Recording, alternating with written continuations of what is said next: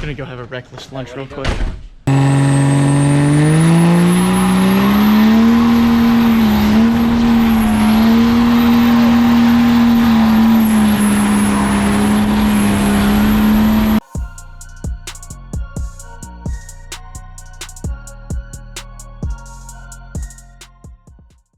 Alright guys, today we're doing a 1,000-mile service on the trains that we just installed last month. The customer has had 1,000 miles on it. Just wanted to show you what the bottom of the trans pan looks like. Basically, we have enough customers asking us how much material in the bottom of the pan is allowable. You will have some breaking in clutches. You will see clutch material on the bottom of the pan. That's very usual. You can't avoid that. It's just the process of breaking in clutches. So just a quick scan here of what we see and what we find when we pull a pan off on a very typical 1,000-mile service.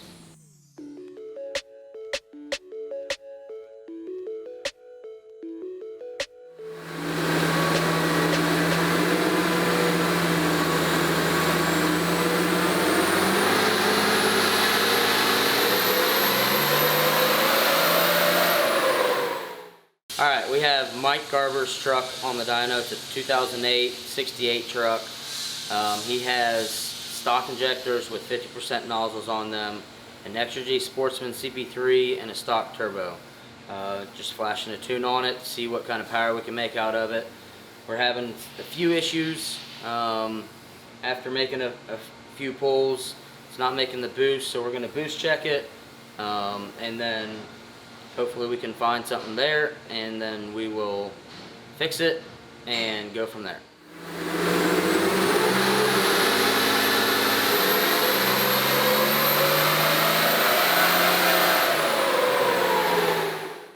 Alright, so we got done boost checking it, found he had a leak on his intake manifold.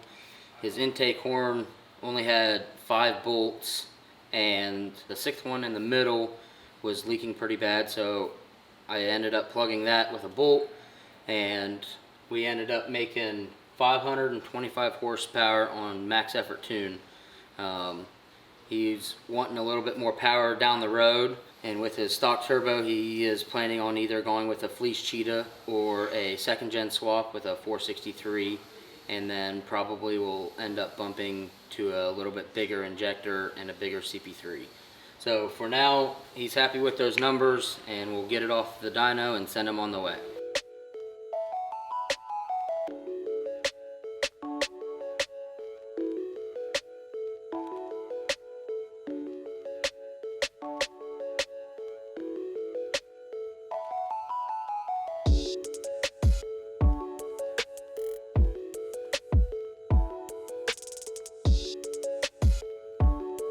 We have Nate Bundy's 2012 68 truck on the dyno. He's got F1 250% injectors, two dual stock pumps, and stainless 472 485 compound setup.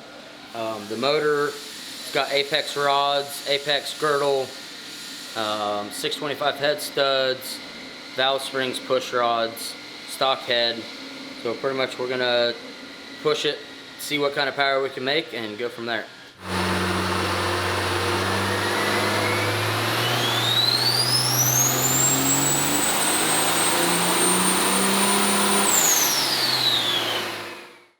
Alright, so we got Nate's truck wrapped up. I ended up making 997 horsepower out of it on his max effort tune. Injectors weren't quite as big as he thought they were, so still, it's a 1,000 horsepower truck. He was happy with it. And then on tune 1, he made 578 horsepower. So he's got almost 400 horsepower on the flip of a switch. So hopefully that will win him some sled pulls, and we'll get him off the dyno and send him on the way. Today we got Zach Beltran's truck here with some transmission issues that we're fixing. He had overheating issues to the point where it made the converter hot enough it came out purple. It was slipping the torque converter clutch or the overdrives. We weren't quite sure which one it was. We tore it apart, refreshing it, doing a complete build, a cut and clean on the torque converter, and send him on his way.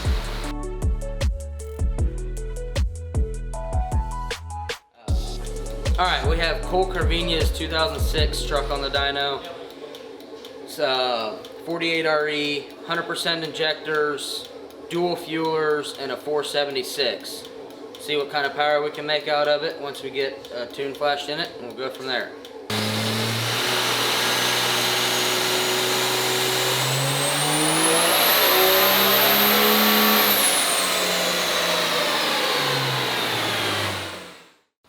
Alright, so we were able to squeeze 864 horsepower out of the truck.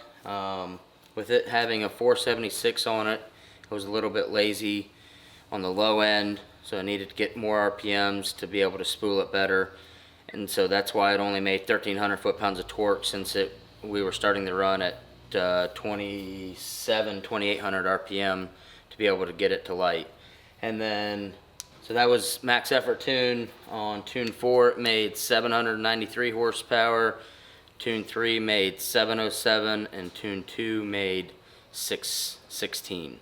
So we'll get it off the dyno and send them on the way.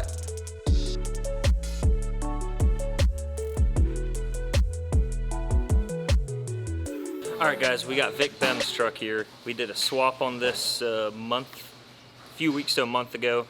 They had a 68 problem with when they were out at UCC, and they brought it back to the shop after Ultimate Call-Out Challenge, and we ended up doing the swap. So now we have the customer back here. He's doing a train service on the 48.